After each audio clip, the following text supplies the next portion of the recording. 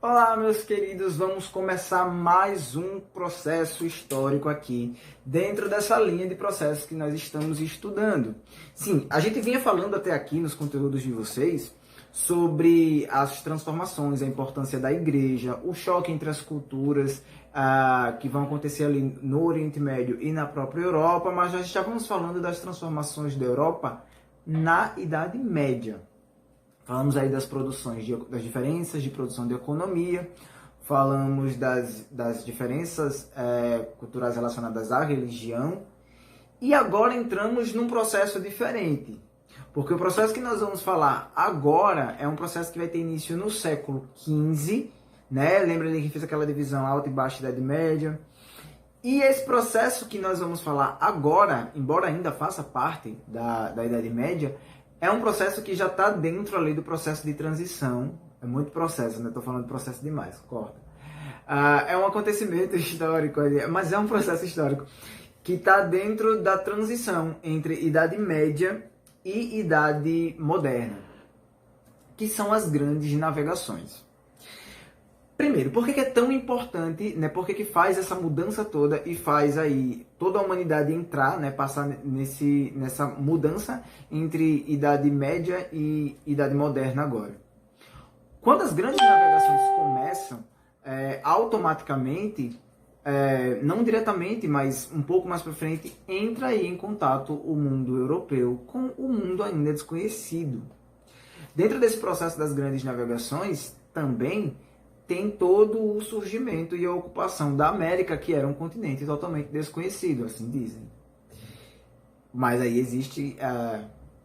Desculpa aqui só um momento. O vídeo de vocês ia travar. Existe aí outras fontes que apontam que em um momento anterior a este que nós vamos estudar agora, outras civilizações já podem ter entrado em contato com a civilização americana. Mas vamos lá, vamos falar sobre as grandes navegações, que esse é o ponto de hoje. Primeiro, o que provocou as grandes navegações, né? Quais acontecimentos se desenvolveram e provocaram as grandes navegações? No livro de vocês vão ver aí que tem um texto com o título Navegar é Preciso. Por que era preciso navegar para algumas regiões da Europa? Primeiro, a Europa ela passou por um processo de pouca fertilidade, né? Então, a agricultura europeia ela estava muito em baixa. Então, em alguns lugares da Europa, por exemplo, o que era produzido não dava conta de alimentar a própria população. Então, junte isso a todo aquele processo de pobreza em outras regiões que nós já ouvimos falar, né? Que nós já estudamos aqui e vimos que em algumas regiões já existia uma pobreza muito extrema. Junte agora esse novo acontecimento. Houve um período de esfriagem e isso também afeta diretamente a produção de economia. A população europeia, né, eu falo isso quase que no geral, precisava de locais para abastecer o seu comércio. Por outro lado, o comércio marítimo ele já era muito importante para a economia europeia, em várias regiões. Então, todas esses acontecimentos, todos esses pequenos processinhos, eles precisavam, né, eles impulsionavam algumas regiões à necessidade de fazer comércio marítimo inicialmente. O que vai colocar Portugal, por exemplo, à frente? Portugal é um grande pioneira, né? Inclusive esse período das grandes navegações, ele vai fazer com que algumas coroas europeias elas ganhem muito mais atenção, elas ganhem muito mais destaque em cima de outras. Nós vamos ter principalmente aqui, inicialmente Portugal e Espanha, mas um pouco mais para frente a França, a Holanda e a Inglaterra, né, são aí coroas que tiveram uma grande importância dentro desse processo de expansão marítima.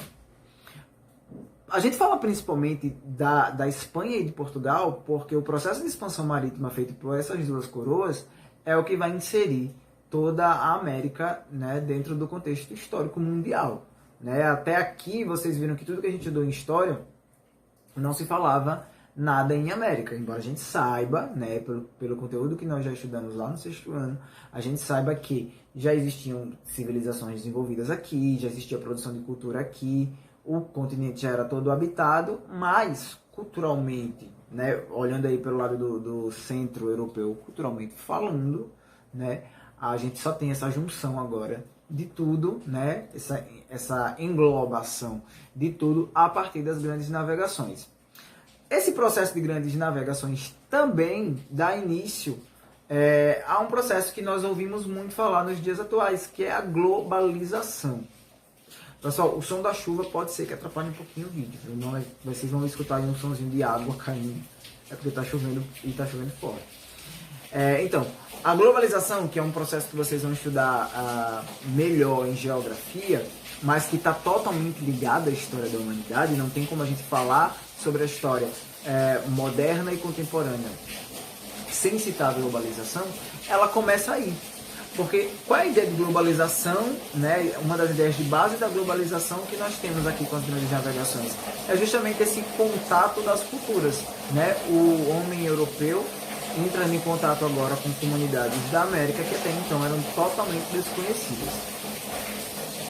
Então, por partes, vamos falar primeiro do comércio, né? O que esses homens europeus iam buscar fora, né? O que eles não conseguiam encontrar na Europa, principalmente as especiarias. Depois da descoberta das especiarias, tanto no comércio asiático quanto no comércio de algumas regiões da África, elas se tornaram super populares. Então os homens precisavam buscar fora esses temperos, alguns tipos de carne, de alimentos que não se encontravam na Europa. Então eles começaram a buscar fora. Outro comércio que movimentava bastante o comércio marítimo eram os tecidos, principalmente aí com a região asiática. Então, inicialmente, as navegações elas começam para abastecer o comércio, né? Uma satisfação do consumo pessoal da Europa. Porém, como eu já tenho falado para vocês, né, de Portugal ser pioneiro, Portugal vai ter uma necessidade muito maior, né, de manter o seu comércio através do contato com outras regiões fora da Europa. E daí dessa necessidade portuguesa, né, por tudo, né, pela localização geográfica, pelo contexto histórico ali de Portugal, está sofrendo uma represária ali com a Espanha, por causa que existe ali umas coisas mal resolvidas sobre a separação de Portugal do Reino de Castela, né, que atualmente é a Espanha. Então tudo isso vai impulsionar Portugal a precisar, né, obrigatoriamente precisar fazer a navegação para o comércio marítimo, e leva Portugal para o processo de domínio de terras fora da Europa para continuar abastecendo o seu comércio interno. Então, como a gente já estava falando, né, por causa da expansão turca, que vai fechar uma grande parte da rota comercial, por causa dos problemas com a própria Espanha, Portugal vai ter que buscar novas rotas, né, de comércio, e ele vai buscar isso através do mar. Porém, ele vai esbarrar ali, né, quando o comércio marítimo português começa a ficar muito emergente, isso vai esbarrar num comércio marítimo que já estava sendo imposto, já estava sendo utilizado, já era bem desenvolvido antes de Portugal, que era o da Itália, principalmente de Veneza. Então, para Portugal fazer comércio, principalmente com a região da Índia, ele tinha que passar por uma região do mar que já era dominado pela Itália. E isso começou a ficar caro, né? Os italianos começaram a cobrar taxas para os portugueses poderem fazer comércio ali naquela região, principalmente para chegar nos portos, né, venezianos. E os portugueses, então, tentaram buscar uma nova saída para continuar fazendo o processo de navegação sem precisar pagar essas taxas, porque a ideia era enriquecer, né? E sem pagar taxas, obviamente, esse lucro vem muito mais forte. Surge então o périplo africano. O que é o périplo africano? Era a saída de Portugal para conseguir entrar em contato com outras regiões, né, do Oriente Médio, da própria Ásia, e consistia em contornar todo o continente africano para chegar lá do outro lado. Depois de fazer todo o contorno, eu vou colocar um mapa aqui para vocês. Daqui a pouco vai aparecer aqui em cima do meu rosto um mapa, mostrando para vocês todas essas rotas. Foram várias rotas para chegar lá, né, do outro lado, sem precisar passar por nenhuma região que já era dominada por outro comércio marítimo. Os portugueses, depois de muito fazer esse processo, né, depois de fazer todo esse trajeto, eles se tornaram aí grandes conhecedores. Então eles foram pioneiros nesse processo de expansão. E eles perceberam que em algumas regiões eles podiam aí fixar-se, né, começar a fazer sua produção. Ainda estamos falando do problema de agricultura. O solo europeu estava ruim para fazer agricultura, mas os portugueses eles começaram a entrar em contato com outras regiões com solo muito bom e ainda não eram desenvolvidos. O solo ainda não era utilizado para agricultura. Começa aí, né, os grandes desbravadores portugueses dominando regiões fora da Europa para sua produção. Então, a ideia inicial é essa, né? É ter uma região fora da Europa onde se possa produzir e essa produção vai ser toda da coroa, sem precisar pagar taxa, né? Sem precisar fazer comércio, comprar mercadoria na mão de outras pessoas. Essa ideia portuguesa, né, que começa a dar muito certo depois de ser copiada, né, em sequência pela Espanha, e aí começa uma briga ali entre Portugal e Espanha para dominar regiões fora da Europa. Para evitar que houvesse um conflito mais sério, uma guerra, né, é feito ali um acordo das regiões onde cada país, cada coroa na época, né, poderia desbravar e dominar.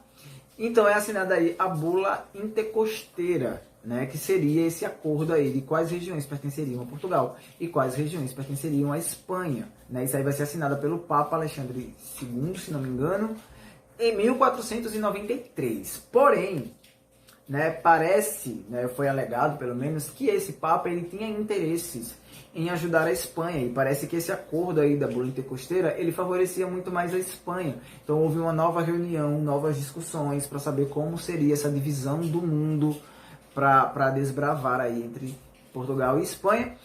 E é quando é assinado o Tratado de Tordesilhas em 1494, e nós sabemos o quão importante isso é para a nossa história, porque o Tratado de Tordesilhas estava em vigência quando a América foi descoberta, quando o Brasil começou a ser povoado, e o Tratado de Tordesilhas acaba assim influenciando o início do povoamento e do desenvolvimento do Brasil.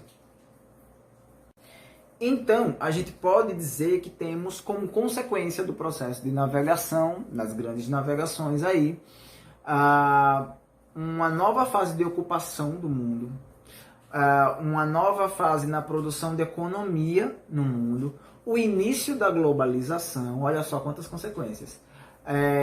Que justamente o início da globalização está aí nessa junção, né? Nesse choque de cultura, nesse encontro aí entre europeus e as comunidades indígenas que ocupavam a América. E, infelizmente, né, para validar tudo isso, a gente sabe que as grandes navegações elas impulsionam, né, a escravidão e dá início também ao um outro processo de escravidão, que é a escravidão indígena. Tá tudo relacionado aí, certo? Nossa aula fica por aqui hoje.